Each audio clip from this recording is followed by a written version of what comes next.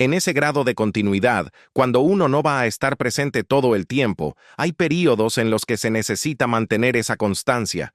Ese fue uno de ellos, y fue uno que realmente podría haber tenido un impacto verdadero. Estas palabras, que alguna vez parecieron abstractas, hoy resuenan con una fuerza misteriosa entre los muros de piedra de Gatcombe Park. Porque a veces, la historia no se escribe en los grandes salones de los palacios, sino en los rincones silenciosos donde el tiempo parece detenerse. La princesa Ana siempre ha sido conocida por su amor inquebrantable por los caballos y su dedicación de acero a los deberes reales. Sin embargo, nadie, absolutamente nadie, esperaba el secreto que yacía oculto en su propia oficina privada, en el corazón de sus establos. Recientemente, unos trabajadores en Gatcombe Park descubrieron una pequeña habitación escondida detrás de las sillas de montar y los arneses de cuero. Lo que encontraron dentro no fue solo polvo y oscuridad. Hallaron diarios íntimos, cartas manuscritas, viejos trofeos olvidados y documentos misteriosos que revelan una faceta de la princesa Ana que el mundo jamás ha visto. Estos descubrimientos exponen sus pensamientos más privados, planes secretos para su finca e incluso relaciones que se mantuvieron en la sombra. ¿Qué podría haber estado guardando con tanto celo lejos de la mirada pública? ¿Y qué otros secretos podrían seguir durmiendo detrás de esas puertas cerradas? La mañana comenzó como cualquier otra en la tranquila inmensidad de Gatcombe Park. Los mozos de cuadra llegaron antes de que el sol se atreviera a salir, con el aliento visible en el aire fresco y cortante del campo. Se preparaban para otro día de rutina con los caballos, en un lugar donde el trabajo duro es la única moneda que vale. Los establos estaban inmaculados, como siempre. Los suelos de madera pulida brillaban bajo las luces suaves y cálidas.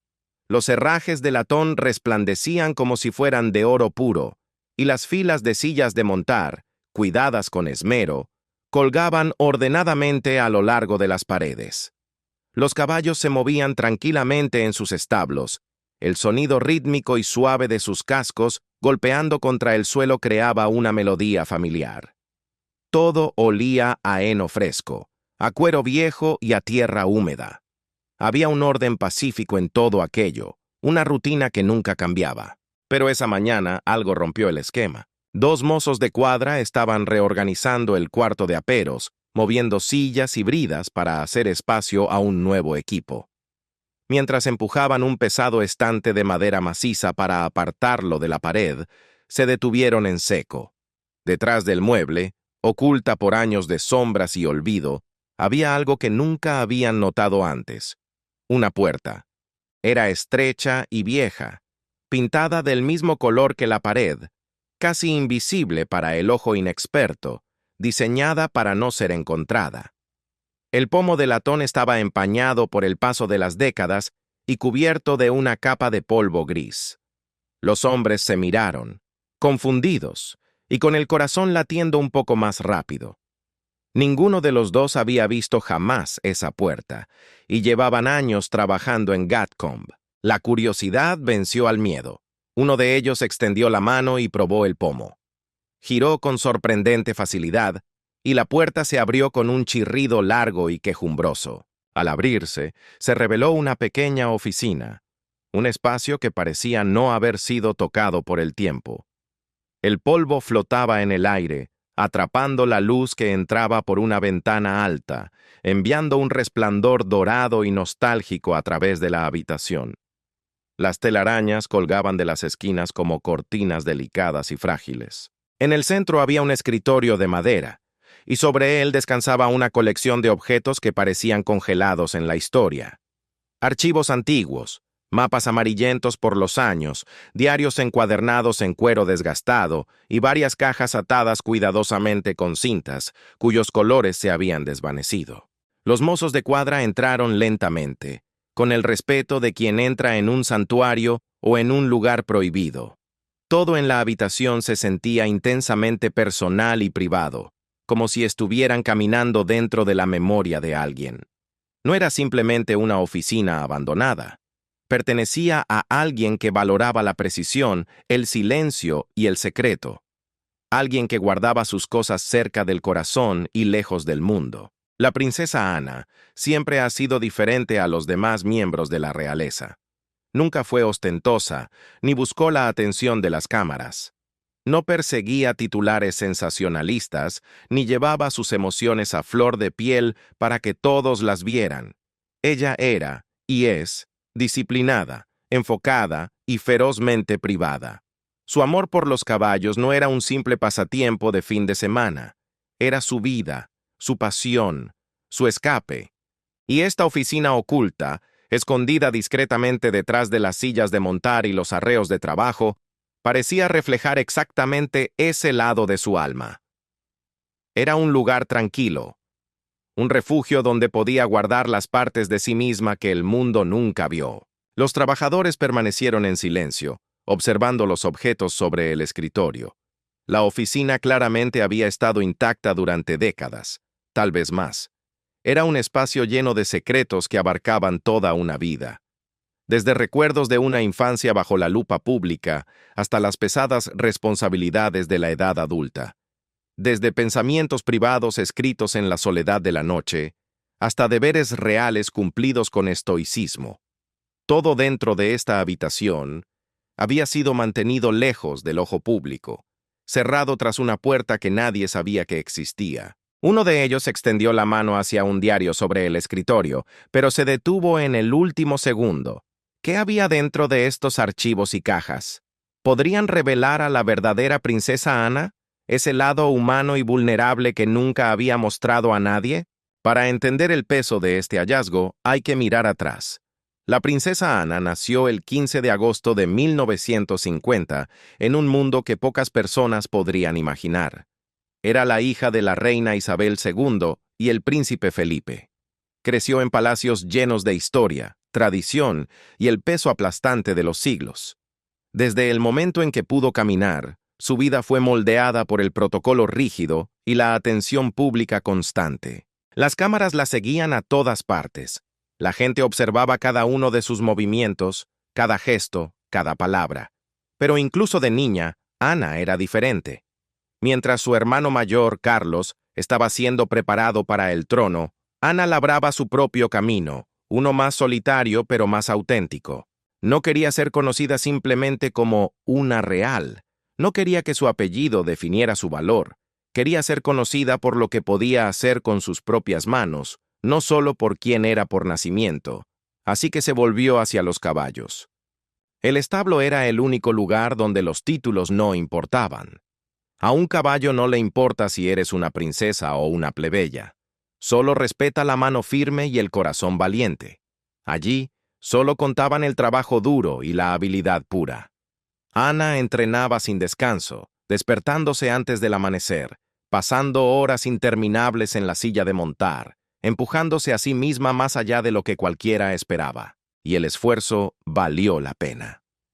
Ana se convirtió en una de las jinetes más respetadas del mundo, compitiendo en los niveles más altos y ganándose la admiración no por su corona, sino por su talento innegable. Su personalidad era tan fuerte como su escritura, tan resistente como el cuero de sus sillas de montar. Hoy, esa puerta abierta en Gatcombe Park nos recuerda que incluso las figuras más públicas tienen un jardín secreto. Un espacio donde guardan su verdadera esencia, protegida del ruido del mundo, esperando el momento justo para contar su verdadera historia. La princesa Ana siempre fue una figura que inspiraba respeto, y a veces, temor. Conocida por su agudeza mental y su inteligencia afilada, nunca fue una mujer que perdiera el tiempo en charlas triviales o en falsas pretensiones. Era directa, disciplinada y ferozmente independiente. Para el mundo exterior, Ana era dura. Algunos incluso decían que era intimidante. Su mirada podía detener una conversación en seco y su ética de trabajo dejaba exhaustos a quienes tenían la mitad de su edad. Pero aquellos pocos que realmente la conocían, los que lograban ver más allá de la armadura real, comprendían una verdad mucho más compleja. Detrás de ese exterior de acero, había una mujer profundamente privada. Alguien que cargaba en silencio con la soledad inherente a la vida real. Ser una princesa significaba vivir bajo los reflectores cegadores de la fama, pero paradójicamente, también significaba vivir detrás de muros infranqueables. Ana aprendió desde muy temprana edad la lección más importante de la monarquía: guardar sus pensamientos y sentimientos para sí misma. Sonreía para las cámaras cuando era necesario, asistía a interminables eventos públicos y cumplía con sus deberes sin una sola queja. Pero lo que realmente sentía, lo que realmente pensaba cuando las luces se apagaban, esas cosas permanecían ocultas. Incluso su propia familia no siempre sabía qué tormentas o calmas habitaban dentro de su mente. Por eso el descubrimiento de la oficina oculta en los establos cobraba ahora un sentido perfecto y doloroso. Aquel pequeño cuarto no era simplemente un depósito, era un pulmón de oxígeno en una vida de asfixiante protocolo. Era el único lugar donde Ana podía ser simplemente ella misma, lejos de las expectativas y demandas de una nación, lejos de la sombra de la corona. Un lugar donde podía guardar las partes de su vida que le pertenecían solo a ella. La precisión de los archivos organizados, el secreto de la puerta cerrada con llave, la pasión reflejada en el cuero desgastado de los diarios, todo apuntaba a una mujer que vivía dos vidas. Una para el público, estoica y perfecta, y otra para ella misma, humana y vulnerable. Los mozos de cuadra, de pie en medio de ese polvo dorado, se dieron cuenta de que habían tropezado con algo extraordinario. No eran simples documentos viejos o papeles olvidados por el personal administrativo. Estas eran las piezas de un rompecabezas humano que nunca había sido armado. Dentro de esos archivos, podrían estar sus pensamientos sin filtro sobre la familia, sobre el deber sagrado y sobre la pesada carga de ser real. Dentro de esos diarios podrían descansar reflexiones sobre momentos de alegría pura y de tristeza profunda, sobre amores y pérdidas, sobre los sacrificios silenciosos que había hecho por el bien de la institución. Por primera vez, existía la oportunidad de ver a la princesa Ana no como la figura intocable que el mundo conocía, sino como un ser humano con miedos, sueños y secretos. Los objetos sobre el escritorio parecían susurrar historias esperando ser descubiertas. Había mapas que podrían trazar viajes realizados en privado, lejos de los guardaespaldas, cajas atadas con cintas que podrían contener cartas nunca enviadas, y diarios que podrían albergar confesiones nunca dichas en voz alta. Entre los estantes y cajones, una colección destacaba sobre las demás. Un juego de diarios encuadernados en cuero y cartas cuidadosamente atadas, sus páginas amarillentas por el paso implacable de los años. ¿Podrían contener estas páginas sus confesiones más profundas? ¿Qué había escrito la princesa Ana en esos momentos tranquilos cuando nadie la miraba? ¿Y por qué los había mantenido ocultos durante tanto tiempo? Con manos temblorosas por el respeto, los mozos de cuadra levantaron con cuidado el primer diario del escritorio. Estaba encuadernado en un cuero suave, desgastado en los bordes por el uso constante, y atado con una cinta que alguna vez había sido de un azul profundo, pero que se había desvanecido hasta convertirse en un gris pálido y melancólico. Lo desataron suavemente, casi con miedo de perturbar algo tan íntimo. Al abrirlo, las páginas revelaron una caligrafía ordenada y pulcra, aunque la tinta estaba ligeramente corrida en algunos lugares, como si las palabras hubieran sido escritas apresuradamente en momentos robados a un día ajetreado. El diario databa de sus años de adolescencia. Ana tenía solo 15 años cuando comenzó a escribir en él. Una edad en la que cualquier chica busca su identidad, pero mucho más difícil para la hija de una reina. Las entradas eran simples al principio. Hablaba de sus días en la escuela, de lecciones que encontraba aburridas y de las rutinas estrictas e inamovibles de la vida en el palacio. Pero a medida que pasaban las páginas, su voz se volvía más clara, más honesta y desgarradora. Escribía sobre sentirse diferente a las otras chicas de su edad, sobre el peso de las expectativas que presionaban sus hombros cada santo día. Una entrada, en particular, destacaba por su belleza y tristeza. Ana había escrito sobre escaparse a los establos del palacio tarde en la noche, cuando el mundo y la corte dormían. Describía cómo ensillaba a su caballo favorito y cabalgaba a través de los jardines bajo la luz plateada de la luna. Escribía que sentía el viento frío en la cara y el calor del animal bajo ella, sintiéndose libre por primera vez en todo el día. En esos momentos tranquilos y oscuros, ella no era una princesa, no era su Alteza Real, era solo una chica que amaba a los caballos.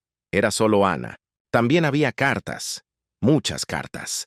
Estaban cuidadosamente dobladas y guardadas en sobres que nunca habían sido sellados ni enviados. Algunas estaban dirigidas a amigos que había hecho fuera de los muros del palacio, personas que la trataban como a una persona normal y no como a un monumento nacional. Otras estaban escritas a sus tutores, agradeciéndoles su paciencia o disculpándose humildemente por su mente distraída durante las lecciones de historia o francés. Unas pocas, las más conmovedoras, estaban dirigidas a sus padres, la reina y el duque, aunque no estaba claro si alguna vez tuvieron la intención de ser entregadas. En esas cartas, hablaba de cosas que nunca podría decir en voz alta en el desayuno. Sus miedos paralizantes sobre el futuro, sus preocupaciones sobre estar a la altura del apellido Windsor y su deseo desesperado de ser vista por quien era realmente, no solo por su título. Pero no todo era tristeza. Algunos documentos mostraban un lado juguetón de Ana que el público rara vez veía. Bromeaba con sarcasmo sobre las aburridas cenas de Estado, se burlaba del protocolo estirado y escribía observaciones agudas y divertidas sobre la gente importante que la rodeaba. Sin embargo, el tono cambiaba en otras cartas, volviéndose sombrío y pesado. Estaban llenas de reflexiones sobre la soledad y las presiones de ser real. Escribía sobre observar a su hermano Carlos prepararse para su futuro como rey, preguntándose dónde encajaba ella en ese gran plan divino. Escribía sobre sus hermanos menores, Andrés y Eduardo, y cómo parecían tener una libertad que a ella se le negaba sistemáticamente. Sus diarios también describían su relación cada vez más profunda con los caballos. No eran solo animales para ella, eran sus confidentes, sus compañeros silenciosos, los únicos seres vivos que no la juzgaban. Todo esto estaba allí, durmiendo en el polvo de una habitación olvidada en Gatcombe Park, esperando a ser leído para contar la verdadera historia de una mujer extraordinaria. Las páginas de los diarios no solo hablaban de soledad, hablaban de lucha, de adrenalina y de la búsqueda de un propósito. Ana describió con una viveza estremecedora la primera vez que compitió en un evento ecuestre real. No omitió nada, los nervios que se anudaban en su estómago y que casi la abrumaban antes de salir a la pista, el temblor en sus manos sosteniendo las riendas y finalmente el estallido increíble de cruzar la línea de meta. Escribió sobre el barro en su cara, sobre el olor a sudor y esfuerzo. Relató las horas interminables dedicadas al entrenamiento, los moretones que ocultaba bajo la ropa real, el dolor muscular que le impedía dormir y la inigualable sensación de logro cuando finalmente dominaba un salto difícil que se le había resistido durante semanas. Los caballos le dieron algo que el palacio nunca pudo ofrecerle, un propósito. Le dieron una manera de probarse a sí misma, de medir su valor no por su sangre azul, sino por su coraje y destreza. En la pista, si caía, caía como cualquiera, y si ganaba, ganaba porque era la mejor. El personal que leía estos documentos comenzó a comprender algo fundamental, algo que cambiaba la perspectiva de todo lo que creían saber. La princesa Ana no había guardado estos recuerdos simplemente por nostalgia o sentimentalismo. Los había preservado con una intención clara y deliberada. Cada diario estaba atado con un cuidado meticuloso. Cada carta estaba almacenada en el orden cronológico exacto. Todo tenía su lugar, su lógica, su razón de ser. Ella quería que estos recuerdos perduraran, que sobrevivieran al paso del tiempo, pero no quería que fueran encontrados. No todavía. Tal vez no nunca, o quizás solo cuando ella ya no estuviera para explicarlo. Era un archivo de su verdadero yo, esperando en la oscuridad. Entonces, El ambiente en la pequeña habitación cambió de repente. Uno de los mozos de cuadra extendió la mano hacia otra pila de papeles y se quedó helado. Entre los diarios íntimos y las cartas personales, había una carpeta que destacaba por su severidad. Estaba marcada con una sola palabra escrita en tinta negra y gruesa, una advertencia silenciosa, confidencial. Era más gruesa que las demás, sellada con lacre rojo que se había agrietado con la edad, como una vieja herida cicatrizada. Lo que fuera que hubiera dentro, había sido considerado lo suficientemente importante como para encerrarlo con más seguridad que el resto de su vida privada. El silencio cayó sobre la habitación como un manto pesado. Todos podían sentirlo en el aire cargado de polvo. Esta carpeta contenía algo más grande, algo que iba más allá de los recuerdos de la infancia o los pensamientos privados de una joven solitaria. Entre los diarios, esta carpeta parecía tener la llave de un secreto guardado durante mucho tiempo. ¿Qué había mantenido la princesa Ana bajo llave todos estos años? El sello de la carpeta se rompió fácilmente, la vieja cera desmoronándose bajo una presión suave, liberando décadas de silencio. Lo que encontraron dentro no eran poemas ni confesiones, eran mapas, documentos de planificación y páginas llenas de la letra pulcra, precisa y afilada de la princesa Ana. Pero estas no eran reflexiones emocionales, eran planes detallados, estratégicos y cuidadosamente pensados. El primer documento era un mapa de Gatcombe Park, pero no como lo conocían. Estaba marcado con notas técnicas y medidas exactas. Ciertas áreas estaban rodeadas con círculos rojos, con anotaciones escritas en los márgenes. Había bocetos de establos que no existían, campos de entrenamiento avanzados y potreros diseñados con una ingeniería moderna. Alguien había estado planeando expansiones, renovaciones y mejoras en una escala mucho mayor de lo que cualquiera sabía. A medida que el personal pasaba más páginas, el alcance de lo que estaban viendo se volvió asombrosamente claro. La princesa Ana no solo montaba a caballo, había estado supervisando secretamente proyectos ecuestres masivos durante décadas. Había registros detallados de programas de cría de caballos, rastreando cuidadosamente linajes y rasgos genéticos a través de generaciones, con un conocimiento que rivalizaba con el de los mejores biólogos. Había notas sobre operaciones de rescate, caballos salvados de condiciones deplorables, rehabilitados en silencio y reubicados en nuevos hogares amorosos. Algunos de estos programas habían estado funcionando durante años, salvando vidas en la oscuridad. Sin embargo, nadie fuera de un círculo minúsculo de personas de confianza sabía que existían. No había prensa, no había fotógrafos, no había galas benéficas para aplaudirla. Solo el trabajo. Había documentos financieros también, y esto fue lo más revelador. Mostraban que Ana había manejado muchos de estos arreglos de manera independiente, había establecido fondos privados, negociado contratos con entrenadores y veterinarios y gestionado presupuestos complejos sin usar dinero real ni buscar la atención del público.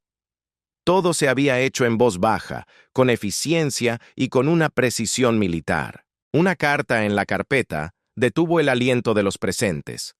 Estaba dirigida a un entrenador de caballos en las tierras altas de Escocia.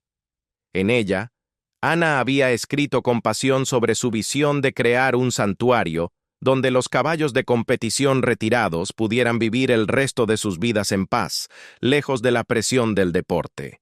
Escribió sobre su deseo de devolver algo a los animales que le habían dado tanto, que habían sido sus únicos amigos verdaderos. La carta no estaba firmada como Su Alteza Real. No tenía el sello oficial de la monarquía. Estaba firmada simplemente con su nombre de pila, desnudo y honesto. Ana. Sin títulos, sin formalidad. Solo una mujer y su amor por los animales. Otro conjunto de documentos describía planes estratégicos para programas de cría diseñados para preservar linajes raros que estaban en peligro de extinción. Ana había estado trabajando con expertos en toda Europa, intercambiando conocimientos y coordinando esfuerzos internacionales para proteger razas históricas que corrían el riesgo de desaparecer para siempre. Había mantenido registros meticulosos, rastreando cada potro nacido, cada coincidencia exitosa, cada revés y cada triunfo. El personal comenzó a darse cuenta de algo extraordinario, algo que redefinía la historia moderna de la familia real. Esto no era solo un pasatiempo o un proyecto apasionante para pasar el tiempo. Esto era un legado. Ana había estado construyendo algo completamente separado de sus deberes reales, algo que era enteramente suyo. Mientras el mundo la veía cortando cintas, asistiendo a ceremonias aburridas y cumpliendo obligaciones con su característica cara seria, ella había estado creando silenciosamente un imperio ecuestre que operaba en las sombras. Los historiadores y biógrafos especularían más tarde sobre lo que significaba este descubrimiento. Durante décadas, la princesa Ana había sido vista como la Royal Trabajadora, la mujer sensata que hacía su trabajo sin quejarse. Pero estos documentos revelaban a alguien mucho más complejo y fascinante. Revelaban a una visionaria, a una estratega brillante, a alguien que había pasado su vida planificando y construyendo algo significativo y tangible mientras el mundo miraba hacia otro lado. Había contratos con entrenadores que habían trabajado con ella en secreto, enseñándole técnicas avanzadas y ayudándola a desarrollar programas que estaban años por delante de su tiempo. Había cartas de organizaciones ecuestres internacionales agradeciéndole por contribuciones financieras y estratégicas que nunca habían sido reconocidas públicamente porque ella así lo había exigido. Allí, en esa oficina polvorienta, la imagen de la princesa fría se desmoronó para dar paso a la de una arquitecta apasionada, una mujer que construyó su propio reino donde nadie pudiera decirle qué hacer. Entre los planos arquitectónicos y las estrategias de cría, surgieron testimonios de una compasión silenciosa. Había fotografías desgarradoras y hermosas de caballos que ella había rescatado personalmente, animales rotos, olvidados por el mundo, que bajo su cuidado habían encontrado una segunda oportunidad. Junto a las fotos, notas manuscritas detallaban su recuperación y su reubicación. No eran informes clínicos, eran historias de supervivencia escritas con el cariño de una madre. Pero un documento en particular hizo que el aire en la habitación se volviera denso y reverente. Era una declaración personal, un manifiesto escrito de puño y letra por Ana, explicando por qué había mantenido todo esto oculto durante tanto tiempo. En esas líneas, Ana desnudaba su alma. Escribió sobre su deseo ardiente de lograr algo real, algo tangible y puro, sin la interferencia tóxica de la opinión pública o la asfixiante rigidez del protocolo real. Hablaba de la libertad embriagadora que provenía de trabajar en privado, lejos de los destellos de las cámaras y de las expectativas imposibles de una nación. Y escribió sobre una esperanza secreta, que algún día, cuando todo estuviera listo, cuando la obra estuviera completa, su trabajo hablara por sí mismo, que fuera juzgada por lo que construyó, no por la corona que llevaba. Pero la carpeta confidencial guardaba aún más secretos. Escondidas detrás de los planes estratégicos y los documentos financieros, había cartas y fotografías que no tenían nada que ver con caballos o fincas. Estas eran personales, íntimas, y mostraban un lado de Ana que había sido guardado con un celo aún mayor. Más allá de la estrategia, había indicios de relaciones privadas, lazos humanos que el ojo público jamás detectó. ¿Quiénes eran estas personas? ¿Y por qué Ana había guardado su memoria bajo llave como un tesoro prohibido? Las fotografías contaban una historia diferente, una que la prensa sensacionalista hubiera matado por tener. Mostraban a la princesa Ana en momentos de total vulnerabilidad, riendo a carcajadas, con la guardia completamente baja, de pie junto a personas cuyos rostros eran totalmente desconocidos para el público. No eran retratos oficiales rígidos ni fotos reales cuidadosamente escenificadas. Eran momentos crudos y reales, capturados en establos polvorientos, en cenas tranquilas a la luz de las velas y en largas caminatas por el campo bajo la lluvia. Las cartas que acompañaban estas fotos estaban escritas en un tono que rompía el corazón por su sinceridad. Eran cálidas, personales, llenas de una emoción que Ana rara vez mostraba al mundo. Escribía a mentores que la habían guiado a través de las tormentas, a entrenadores que se habían convertido en algo más que colegas, y a amigos leales que habían estado a su lado cuando la vida real se sentía demasiado pesada para soportarla. Una carta estaba dirigida a una mujer llamada Margaret, una entrenadora ecuestre que había trabajado con Ana durante sus años competitivos. La carta no era un agradecimiento formal. Ana le agradecía a Margaret no solo por mejorar su técnica, sino por algo mucho más vital, por escucharla cuando nadie más lo hacía. Ana escribía sobre noches enteras pasadas hablando en los establos, sentadas sobre fardos de heno después de que todos los demás se hubieran ido a casa. Escribía sobre compartir miedos que nunca podría pronunciar en voz alta dentro de las paredes doradas del palacio. Para Margaret, Ana no era una alteza, era una persona. Y eso, para la princesa, lo había significado todo. Otro conjunto de cartas revelaba una amistad profunda con un veterinario llamado Thomas, alguien a quien Ana había conocido a través de su trabajo de rescate anónimo. La correspondencia abarcaba décadas, mostrando una relación construida sobre el respeto mutuo y una pasión compartida por sanar. Ana le escribía sobre caballos por los que estaba preocupada, sobre decisiones éticas con las que luchaba y sobre momentos en los que se sentía abrumada por el peso aplastante de sus responsabilidades. Thomas había sido claramente una presencia firme en su vida, un pilar de estabilidad en un mundo cambiante, alguien en quien podía confiar ciegamente. Los diarios revelaban aún más sobre la psicología de la princesa. Ana escribía con crudeza sobre la soledad inherente a ser real. Describía lo difícil que era formar conexiones genuinas cuando todo el mundo te trataba de manera diferente debido a tu título, cuando cada sonrisa ajena podía ocultar un interés oculto. Pero a través de los caballos había encontrado a su tribu. Personas que valoraban su habilidad, su dedicación y su conocimiento, no su corona. Estas relaciones le habían dado algo precioso, la libertad de ser ella misma. Una entrada de diario, escrita cuando tenía unos 30 años, destacaba por su dolor y gratitud. Ana escribía sobre un momento particularmente oscuro de su vida, cuando el escrutinio público se había vuelto insoportable. Durante esos meses infernales, no fueron los cortesanos ni los asesores quienes la mantuvieron cuerda. Fueron sus confidentes del mundo ecuestre quienes la mantuvieron con los pies en la tierra. Le recordaron por qué amaba lo que hacía, por qué importaba y por qué necesitaba seguir adelante.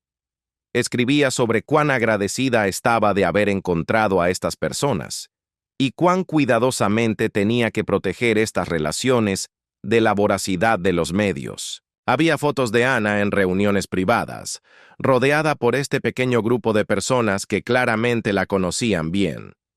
En estas imágenes se la veía relajada, genuinamente feliz, sonriendo de una manera que rara vez se veía en las fotografías oficiales. Eran su gente, su familia elegida, los que conocían sus secretos y los mantenían a salvo.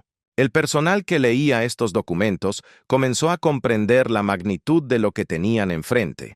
La princesa Ana había mantenido todo un mundo emocional separado de su vida real. Mientras el público veía a una figura disciplinada, reservada y a veces fría, estas cartas y diarios revelaban a una mujer con sentimientos profundos, lazos inquebrantables y una capacidad inmensa para el amor y la amistad. Simplemente había elegido mantener esa parte de sí misma en un jardín privado, protegida de las miradas indiscretas. Una carta en particular era desoladora. Ana la había escrito durante un periodo de intensa presión, cuando los deberes reales la habían alejado del trabajo que amaba.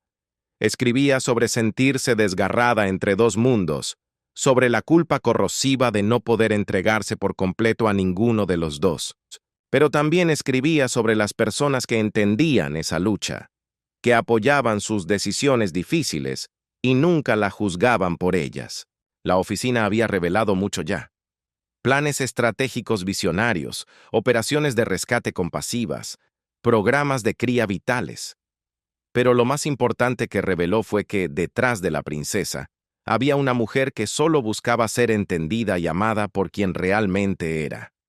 Sin embargo, estas cartas personales y fotografías mostraban algo aún más trascendental. Demostraban que, detrás de toda la planificación fría y el trabajo duro, había una mujer que había construido relaciones significativas, que había dejado entrar a personas en su corazón blindado incluso cuando era arriesgado, y que había encontrado consuelo en lazos formados a través de la pasión compartida y la confianza absoluta. Pero el descubrimiento estaba lejos de terminar. Mientras uno de los mozos de cuadra movía una pila de viejos trofeos cubiertos de polvo para hacer espacio en el escritorio, sucedió algo inesperado. Al golpear accidentalmente la pared de madera detrás de los premios, el sonido que devolvió no fue sólido. Fue un eco hueco, profundo y misterioso. Se acercaron, entrecerrando los ojos bajo la luz tenue, y se dieron cuenta de que había un pequeño panel apenas visible, cuyas vetas se mezclaban perfectamente con la madera antigua del revestimiento. Con un ligero empujón, el panel cedió. Detrás de él, escondido en un hueco que nadie estaba destinado a encontrar, había una caja de seguridad. Era pesada, de metal oscuro, cerrada herméticamente y cubierta por décadas de silencio. Dentro de esta caja yacía algo impactante, algo que nadie esperaba. Pero, ¿qué podría ser tan vital como para que Ana lo hubiera escondido con mucho más cuidado que sus diarios íntimos o sus cartas de amor platónico? La caja de seguridad se sentó sobre el escritorio, imponiendo su presencia. Su cerradura parecía no haber sido abierta en medio siglo. Los mozos de cuadra buscaron frenéticamente una llave. Revisaron cada cajón, sacudieron libros viejos, palparon detrás de los marcos de los cuadros, pero no encontraron nada. Justo cuando estaban a punto de rendirse, vencidos por la frustración, uno de ellos notó un pequeño joyero de madera, modesto y sin adornos, escondido al fondo de un viejo gabinete. Al abrirlo, encontraron un paño de terciopelo rojo, y dentro, envuelta con delicadeza, había una única llave de latón. Y entonces la llave se deslizó en la cerradura con una suavidad aterradora. Hubo un clic suave pero definitivo, y la tapa se levantó. El contenido dejó a todos sin aliento. No eran joyas de la corona ni secretos de estado escandalosos. Había diarios encuadernados en cuero, pero diferentes a los que habían encontrado antes. Estos eran más gruesos, más formales, llenos de notas detalladas y una planificación obsesiva. Había mapas de Gatcombe Park y de las áreas circundantes, pero estaban marcados con rutas y símbolos extraños que parecían tener un significado codificado. Había elaborados árboles genealógicos de caballos, rastreando linajes durante generaciones, con notas al margen sobre rasgos de carácter, temperamentos y recomendaciones de cría. Pero el artículo más impactante, el que dominaba la caja, era un gran libro de cuero con letras doradas grabadas en la portada que decían Legado 2050. El libro era pesado, sus páginas gruesas y preservadas con cuidado de museo. Al abrirlo, se desplegó la visión completa de la princesa Ana para Gatcombe Park y para el mundo ecuestre, escrita de su propio puño y letra, detallando planes que se extendían décadas hacia el futuro. El libro era extraordinario, era una profecía y un plan maestro a la vez. Describía cómo debería operar la finca mucho después de que ella ya no estuviera en este mundo. Había descripciones poéticas y técnicas de senderos secretos para montar que ella había diseñado a través de la propiedad. Caminos ocultos que serpenteaban a través de bosques antiguos y campos abiertos, diseñados tanto para el entrenamiento de alto rendimiento como para la reflexión pacífica. Ella había marcado cada giro, cada sección desafiante, cada vista hermosa a lo largo del camino, curando la experiencia para jinetes que aún no habían nacido. Los programas de cría estaban documentados con una precisión científica asombrosa. Ana no solo cruzaba caballos, había trabajado en secreto con genetistas y expertos ecuestres de primer nivel para desarrollar estrategias destinadas a preservar razas de caballos raras. Había trazado qué caballos debían emparejarse, qué rasgos priorizar y cómo garantizar líneas de sangre sanas y fuertes para las generaciones venideras. Cada programa tenía objetivos establecidos no solo para años, sino para décadas por delante. También había planes de rescate, protocolos detallados para identificar caballos en necesidad, llevarlos a un lugar seguro y rehabilitarlos. Ella había creado, casi en solitario, redes de contactos en toda Europa. Personas leales que le alertarían sobre situaciones donde los caballos estuvieran en riesgo. Había reservado fondos específicamente para rescates de emergencia, gestionados independientemente de cualquier cuenta real, asegurando que la burocracia nunca costara una vida. Pero los diarios dentro de la caja revelaron algo aún más fascinante, algo profundamente humano. Ana había descrito lo que ella llamaba su misión oculta, el desafío titánico de equilibrar sus deberes reales con estas iniciativas privadas. Escribió con franqueza sobre la dificultad de asistir a interminables eventos públicos, sonriendo y estrechando manos, mientras su mente estaba enfocada en una yegua a punto de dar a luz o en una operación de rescate crítica que necesitaba su atención inmediata. Escribió sobre aprender a compartimentar su mente, a vivir dos vidas simultáneas para cumplir con sus obligaciones hacia la corona, mientras gestionaba en secreto una operación que la mayoría de la gente ni siquiera sabía que existía. Una entrada describía un momento particularmente tenso. Ana tuvo que asistir a una cena de estado de alto perfil, vestida de gala, rodeada de diplomáticos y lujo. Pero mientras brindaba con copas de cristal, estaba coordinando simultáneamente el rescate de 12 caballos de una instalación en quiebra en Francia. Se excusaba entre plato y plato, fingiendo ir al tocador o atender asuntos menores de la finca, cuando en realidad estaba en el teléfono, organizando transporte pesado y atención veterinaria urgente para animales en crisis al otro lado del canal. Nadie en esa cena, entre el brillo de las tiaras y los cubiertos de plata, tenía la menor idea de que la princesa estaba salvando vidas en el barro desde los pasillos del palacio. Las notas mostraban esfuerzos encubiertos para proteger a los animales que iban mucho más allá de lo que cualquiera hubiera imaginado. Ana había financiado personalmente santuarios, establecido fideicomisos bajo nombres diferentes y creado sistemas complejos para asegurar que su trabajo continuara incluso si algo le sucedía a ella. Había construido toda una infraestructura diseñada para operar de forma independiente, protegida de la supervisión real y de la interferencia pública. Era un sistema a prueba de fallos. Había documentos estratégicos que describían cómo debía administrarse la finca durante los próximos 50 años. Había planificado para diferentes escenarios: crisis económicas globales, cambios en la política agrícola, cambios en el interés público sobre los caballos. Había pensado en todo, preparándose para posibilidades y desastres que nadie más había considerado siquiera. Algunas páginas contenían notas manuscritas que parecían más personales, casi como susurros a sus sucesores, recordándoles que el objetivo final no era el prestigio ni el dinero, sino el bienestar de las criaturas que no tenían voz. Allí, en esa caja fuerte, no había dinero ni joyas. Había algo mucho más valioso: el alma y el futuro de una mujer que había decidido que su legado no sería escrito en los libros de historia por sus títulos, sino en la tierra y en la vida de los animales que amaba. El legado 2050 no era solo un plan de negocios, era un testamento.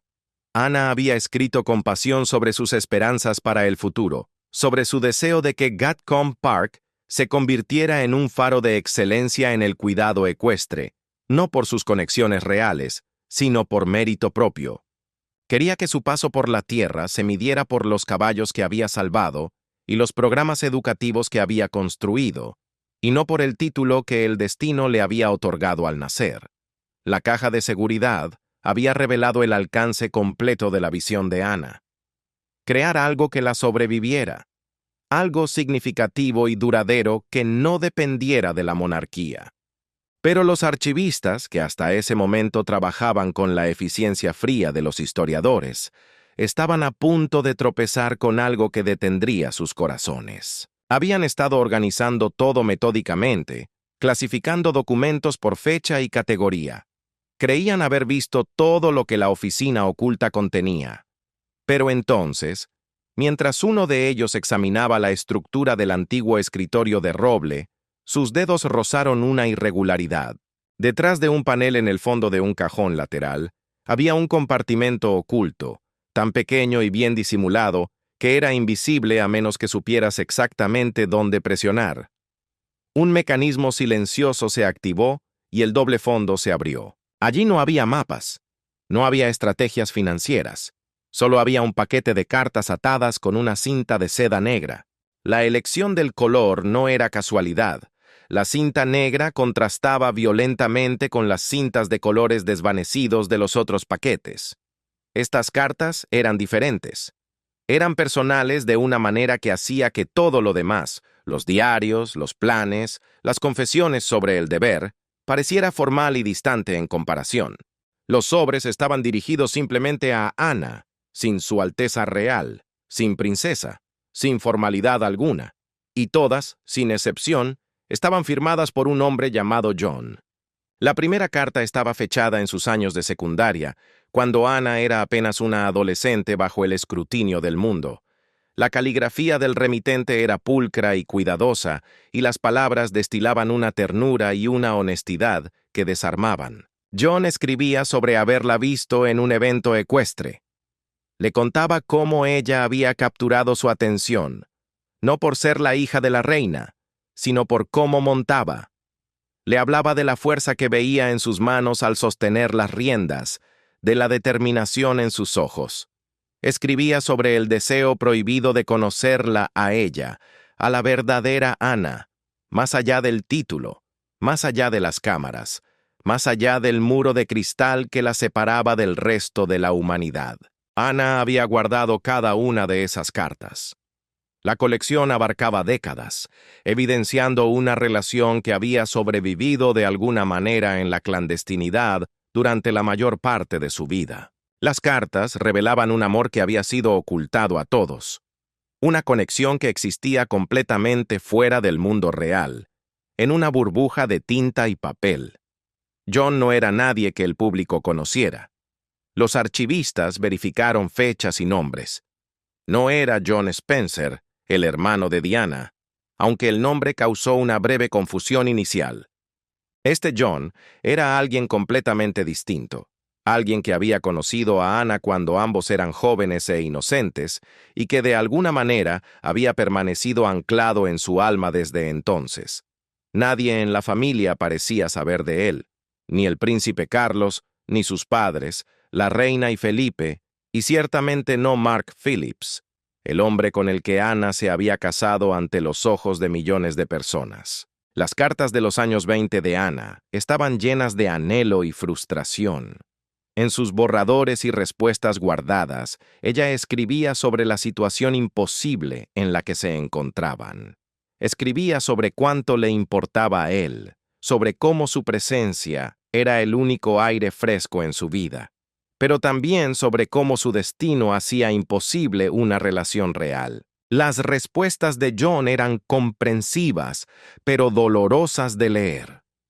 Él escribía sobre esperarla, sobre los momentos robados que lograban encontrar en la soledad del campo, sobre la dificultad agónica de amar a alguien cuya vida pertenecía al Estado y no a sí misma. Una carta, fechada en sus 30 años, destacaba por su tristeza devastadora. Ana había escrito sobre su compromiso con Mark Phillips. En líneas manchadas, tal vez por lágrimas antiguas, trataba de explicarle a John que necesitaba hacer lo que se esperaba de ella. Escribía sobre el deber, esa palabra que pesaba más que el amor. Escribía sobre la responsabilidad y sobre elegir el camino que tenía sentido para la corona, incluso cuando su corazón tiraba desesperadamente en la dirección opuesta. La respuesta de John fue desgarradora en su nobleza. Le dijo que entendía. Le prometió que siempre se preocuparía por ella, que la amaría en silencio, pero que daría un paso atrás para dejarla vivir la vida que estaba obligada a vivir. Fue una despedida sin adiós, pero las cartas no se detuvieron allí. Incluso después del matrimonio de Ana, la correspondencia continuó, aunque con menos frecuencia. Eran cartas cuidadosas, cautelosas, escritas por dos personas que sabían que caminaban sobre el filo de una navaja. Nunca cruzaban líneas que no pudieran desandar, pero la intimidad estaba ahí, latente. John escribía sobre su propia vida, su trabajo, sus viajes solitarios. Ana escribía sobre los caballos, sobre el crecimiento de sus hijos, Peter y Sarah, y sobre las partes de su vida que podía compartir sin traicionar sus votos matrimoniales. Esas cartas eran una línea de vida. Eran un cordón umbilical que la conectaba a una parte de sí misma que había renunciado, pero que nunca había olvidado. Eran la prueba de que, en algún lugar del mundo, alguien la amaba solo por ser Ana. Las cartas más recientes estaban fechadas hace solo 5 años. El tono había cambiado. Eran más reflexivas, teñidas de tristeza y aceptación. Eran las cartas de dos almas viejas que miran hacia atrás. John escribía sobre envejecer, sobre mirar el pasado y no arrepentirse de las elecciones que había hecho, porque haberla conocido había valido la pena el dolor de no tenerla.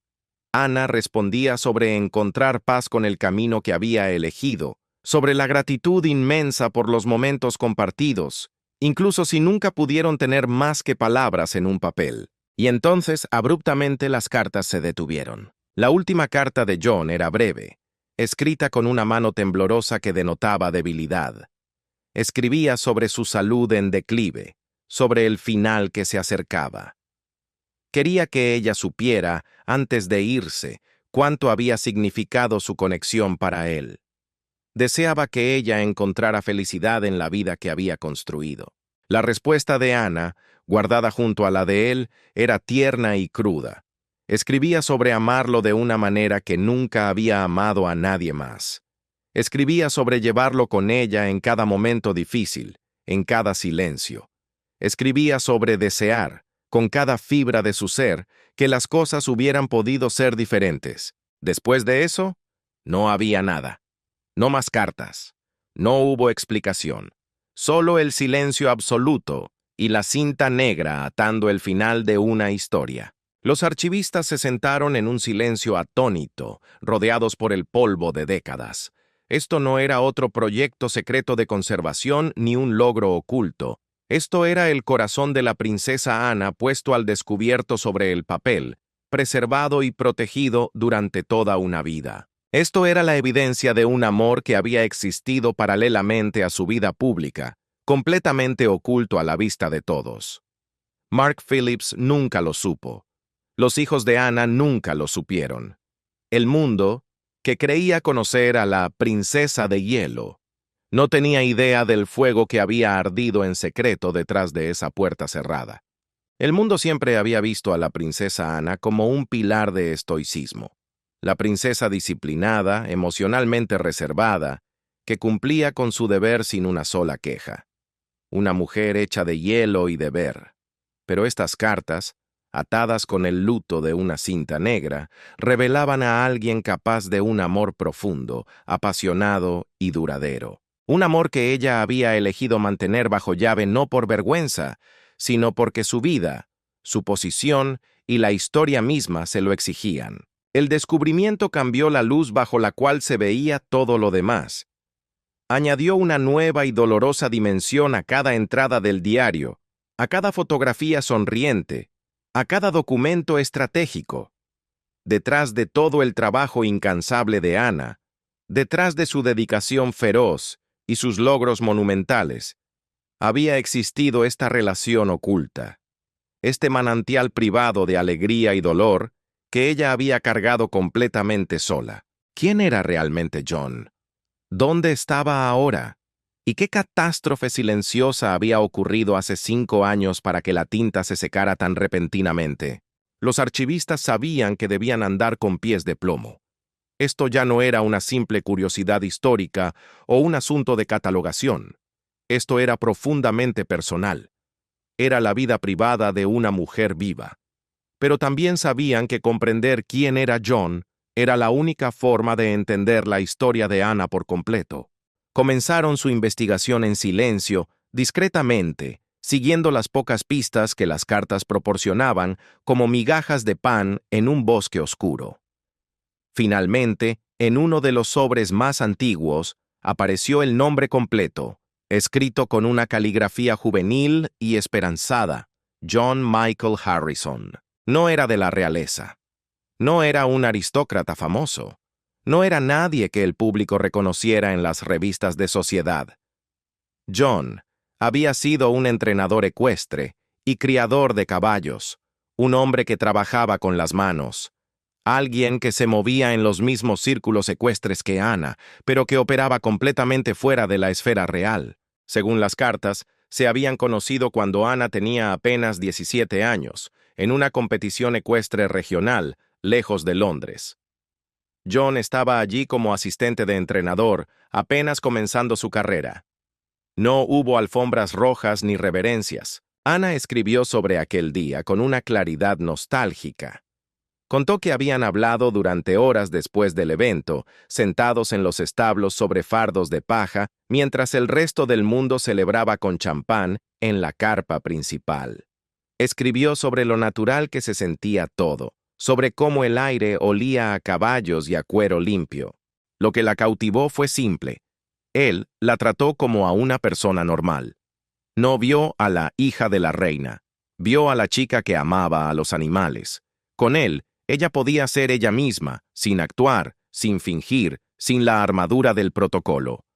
Fue quizás la primera vez que se sintió verdaderamente vista.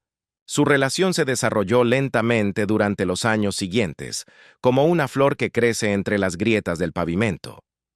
Encontraban razones profesionales para estar en los mismos eventos, intercambiaban cartas a través de intermediarios de confianza que arriesgaban sus empleos por ellos, y robaban momentos juntos siempre que era posible. Para cuando Anna tenía poco más de 20 años, estaba profundamente enamorada de él, pero la realidad era un muro infranqueable. Ella era una princesa con responsabilidades de estado y expectativas dinásticas. La brecha entre lo que su corazón quería y lo que su deber permitía parecía imposible de cruzar. Cuando se anunció el compromiso de Anna con Mark Phillips, un hombre con el pedigrí adecuado, John hizo el sacrificio supremo. Dio un paso atrás. Completamente. Respetó su decisión, entendió las presiones inhumanas que ella enfrentaba y la amó lo suficiente como para dejarla ir, para no ser la piedra que hundiera su barco. Sin embargo, el silencio no duró para siempre. Anna volvió a buscarlo años más tarde, después de que su matrimonio se hubiera asentado en una asociación cómoda, pero emocionalmente distante. Necesitaba a alguien que la conociera, que conociera a la Anna de 17 años que reía en los establos. Y John, leal hasta la médula, estuvo dispuesto a ser esa persona, incluso desde la distancia, incluso sabiendo que nunca podría tenerla por completo. Su correspondencia a lo largo de las décadas había sido el salvavidas de Anna. Cuando la vida real se volvía demasiado pesada, cuando se sentía asfixiada por el deber y la expectativa pública, escribía a John. Él le respondía con comprensión, paciencia y aliento. Compartían pensamientos, sentimientos y partes de sí mismos que no podían compartir con nadie más. No era una aventura en el sentido tradicional y sórdido de la palabra. Rara vez se veían, y cuando lo hacían, los encuentros eran breves, castos y cuidadosamente gestionados bajo la excusa del trabajo. Pero era una conexión emocional que corría más profunda que muchos matrimonios convencionales. Los archivistas encontraron registros públicos que mostraban que John nunca se había casado. Había construido una carrera exitosa, respetada en toda Europa, y había vivido una vida tranquila y privada. Quienes lo conocían lo describían como un hombre amable, dedicado y algo solitario. Nadie, absolutamente nadie, parecía saber de su conexión con la princesa Ana. Él se había llevado el secreto a la tumba. Hace 5 años, el rastro se explicaba con una tragedia. John había sido diagnosticado con una enfermedad grave y rápida. Los archivistas encontraron su obituario en un pequeño periódico local. Había fallecido tranquilamente, con un funeral privado al que solo asistieron colegas y amigos del mundo ecuestre. El obituario mencionaba sus contribuciones a la cría de caballos y su dedicación al trabajo. Por supuesto, no mencionaba a la princesa Ana. Al cruzar las fechas, los investigadores descubrieron algo desgarrador. El día del funeral de John, Ana había tenido un compromiso público ineludible. Las fotografías de ese evento mostraban a la princesa visitando una escuela u hospital, cumpliendo con su deber. Pero al mirar de cerca esas imágenes ahora, conociendo la verdad, se veía algo diferente. Se la veía tensa, pálida, con los ojos vidriosos de fatiga y dolor contenido. Había seguido adelante con sus deberes como siempre, saludando y sonriendo, mientras su corazón se rompía en 1000 pedazos a cientos de kilómetros de distancia, incapaz de despedirse del hombre que había sido su confidente durante toda una vida. Nadie había sabido lo que ella estaba pasando. Nadie había sabido lo que acababa de perder. Los archivistas comprendieron entonces que la oficina oculta se había vuelto aún más sagrada para Ana después de la muerte de John. Era el único lugar donde podía mantener viva su memoria, donde sus cartas permanecían seguras, donde podía procesar su duelo en privado, lejos de las cámaras que exigían su sonrisa. El abrupto final de su correspondencia no había sido una elección.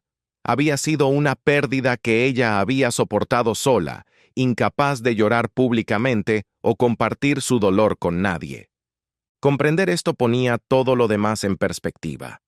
La dedicación obsesiva de Ana a su trabajo, su distancia emocional cuidadosamente mantenida, su protección feroz de su vida privada, todo cobraba sentido ahora. Era su forma de sobrevivir. Ahora, sin embargo, quedaba una pregunta flotando en el aire, una sombra sobre el descubrimiento. Mark Phillips, el primer marido de Ana y padre de sus hijos, había estado divorciado de ella durante años, pero mantenían una relación cordial por el bien de la familia y por su interés compartido en los caballos. ¿Cuál sería su reacción cuando se enterara de la existencia de John? El descubrimiento de las cartas de John no podría permanecer oculto para siempre dentro de ese equipo de investigación. Mark había vivido con ella durante los años más intensos de esa correspondencia. Habría sospechado algo. Se sentiría herido al saber que, durante su matrimonio, el corazón de su esposa pertenecía en secreto a un humilde entrenador de caballos. ¿O entendería, con la sabiduría que dan los años, que Ana había hecho todo lo posible por ser una buena esposa, incluso cuando su alma estaba en otra parte? El pasado estaba a punto de chocar con el presente. Los archivistas se encontraron ante un dilema moral. La información que tenían entre manos era demasiado significativa, demasiado personal y dolorosa como para mantenerla encerrada en una caja fuerte para siempre. Sabían que había alguien más que merecía saber la verdad antes que la historia, alguien que había compartido la vida de Ana durante los años más cruciales de esa correspondencia secreta. Finalmente, la noticia llegó a Mark Phillips. No fue a través de un informe oficial ni de una llamada fría, sino a través de un contacto mutuo de confianza, alguien que entendía que la dignidad es más importante que el protocolo. Mark estaba solo en su estudio cuando recibió la noticia. La tarde caía pesada fuera de la ventana. Al principio no dijo nada, simplemente escuchó. Escuchó los detalles sobre las cartas que abarcaban décadas. Escuchó sobre la relación que había existido mucho antes de que él le pusiera un anillo en el dedo a la princesa. Escuchó sobre la correspondencia que había continuado, como un río subterráneo, incluso después de su boda y hasta la muerte de John, hacía solo 5 años. Cuando la explicación terminó, Mark permaneció en silencio durante varios minutos largos y densos. No hubo gritos, ni ira visible, solo el sonido del reloj marcando el paso del tiempo. Finalmente, con voz tranquila, pidió ver algunas de las cartas. No todas. No tenía ningún deseo de invadir la privacidad de Ana por completo, ni de actuar como un juez inquisidor. Solo quería leer lo suficiente para entender qué había significado esto para ella. Leer esas palabras escritas en papel amarillento cambió algo dentro de él. Mark siempre había sabido que su matrimonio con Ana había sido complicado. Se habían cuidado el uno al otro. Habían construido una familia juntos y habían mantenido un respeto mutuo a lo largo de sus años de convivencia. Pero él siempre había sentido una distancia en ella, un abismo invisible. Había una parte de Ana que ella mantenía cerrada con llave, un rincón de su alma al que él nunca pudo llegar del todo. Durante años, había asumido que era simplemente su personalidad, su famosa reserva real, los muros que había construido para protegerse del escrutinio constante del mundo. A veces, en la soledad de la noche, se había preguntado si él había fallado de alguna manera, si podría haber sido un mejor esposo, si debería haber intentado con más fuerza derribar esas barreras. Ahora, con las cartas de John en la mano, lo entendía todo. No habían sido muros para mantenerlo fuera. Había sido un corazón que ya estaba ocupado. Su reserva no era frialdad, era lealtad a otro hombre. Mark sintió una mezcla extraña y compleja de emociones. Había dolor, ciertamente. Enterarse de que tu esposa amó a otro hombre durante todo tu matrimonio es una herida profunda, sin importar cuánto tiempo haya pasado o cuán civilizado sea el divorcio. Es un golpe al ego y a la memoria, pero sorprendentemente también había algo más. Una especie de triste comprensión, tal vez incluso alivio. Su matrimonio había terminado hacía años, disuelto tranquilamente y sin el drama que caracterizaba a otras parejas reales. Ambos habían seguido adelante con sus vidas, manteniendo la civilidad por el bien de sus hijos, Peter y Sarah. Ahora Mark se daba cuenta de que nunca se había tratado de él. Ana había hecho lo mejor que pudo. Había sido una buena esposa en todos los aspectos prácticos, una madre devota y una socia que cumplía con sus responsabilidades. Pero su corazón había estado en otra parte, entregado a un hombre humilde mucho antes de que Mark entrara en escena. Pensó en John, este hombre al que nunca había conocido, del que nunca había oído hablar hasta este momento. Una parte de él quería estar enojado, sentirse traicionado, pero leer las cartas hacía que eso fuera imposible. John había dado un paso atrás cuando Ana se casó. Había respetado su matrimonio. Había mantenido los límites estrictos y simplemente había proporcionado apoyo emocional desde la distancia. La relación había sido más sobre conexión espiritual y comprensión que sobre cualquier otra cosa. Mark se encontró sintiendo una empatía inesperada por John. Ese hombre había amado a Ana toda su vida, pero nunca había podido tenerla verdaderamente. Había observado desde lejos cómo se casaba con otro, cómo construía una familia y vivía una vida que debería haber incluido a él, pero que el destino le negó. Y cuando John falleció, Ana ni siquiera había podido llorarlo públicamente. ¿Qué existencia tan solitaria habían vivido ambos? Mark pensó en Ana ahora, años después de su divorcio, todavía cumpliendo con sus deberes reales con la misma disciplina de hierro. Se preguntó si ella había encontrado algo de paz después de la muerte de John, o si la pérdida simplemente había añadido otra capa de aislamiento a su vida ya blindada. Entonces tomó una decisión de caballero. No haría esto público. No habría escándalos, ni libros de memorias reveladores. No compartiría lo que había aprendido con sus hijos, a menos que Ana decidiera contárselo ella misma. Este era su secreto, su dolor privado, y ella se había ganado el derecho a mantenerlo así si quería. Mark se sentó y escribió una carta breve a Ana. No la acusó, no la juzgó, no le pidió explicaciones. Simplemente le dijo que sabía sobre John. Le escribió que ahora entendía cosas que nunca había entendido antes, y que esperaba sinceramente que ella hubiera encontrado alguna medida de felicidad a pesar de todo.